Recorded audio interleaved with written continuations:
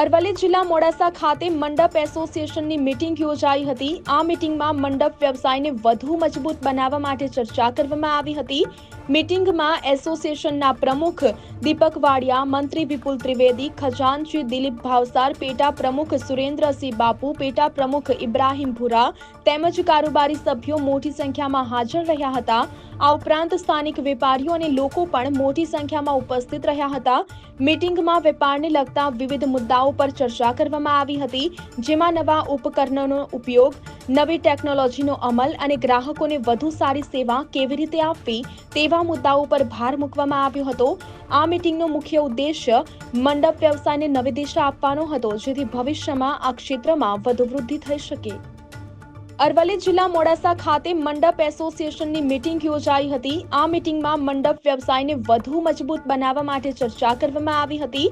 મીટિંગમાં એસોસિએશનના પ્રમુખ દીપક વાડિયા, મંત્રી વિપુલ ત્રિવેદી, ખજાનચી દિલીપ ભાવસાર, પેટા પ્રમુખ સુરેન્દ્રસિંહ બાપુ, પેટા પ્રમુખ ઇબ્રાહીમ ભુરા તેમજ કારોબારી સભ્યો મોટી સંખ્યામાં હાજર રહ્યા હતા। આ ઉપરાંત સ્થાનિક વેપારીઓ અને લોકો પણ મોટી સંખ્યામાં ઉપસ્થિત રહ્યા હતા। મીટિંગમાં વેપારને લગતા વિવિધ મુદ્દાઓ પર ચર્ચા કરવામાં આવી હતી, જેમાં નવા ઉપકરણોનો ઉપયોગ, નવી ટેકનોલોજીનો અમલ અને ગ્રાહકોને વધુ સારી સેવા કેવી રીતે આપવી તેવા મુદ્દાઓ પર ભાર મૂકવામાં આવ્યો હતો। આ મીટિંગનો મુખ્ય ઉદ્દેશ્ય મંડપ વ્યવસાયને નવી દિશા આપવાનો હતો, જેથી ભવિષ્યમાં આ ક્ષેત્રમાં વધુ વૃદ્ધિ થઈ શકે।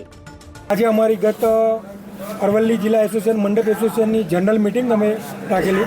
એની અંદર અમારું સંગઠન મજબૂત કરવા માટે અને અમારા પીવાયસ કે સભ્યો જે અમારી પરિવાર સુરક્ષા યોજના ચાલે છે એને માહિતગાર કરવા માટે અને વાર્ષિક અમારા હિસાબ માટે અમે આ મિટિંગ રાખેલી। એમાં ઘણી સંખ્યામાં જે બધા અમારા મંડપ એસોસિએશનના ભાઈઓ આવ્યા છે અને અમારી આવેલી આજે વાર્ષિક જનરલ મિટિંગની અંદર અમે સૌએ એક પરિવારની જેમ બધા ભેગા થયા, સાથે મળ્યા અને એસોસિએશન કઈ રીતે મજબૂત બની શકે દરેક તાલુકા કક્ષાએ, જિલ્લા કક્ષાએ એની ચર્ચા વિચારણા કરી।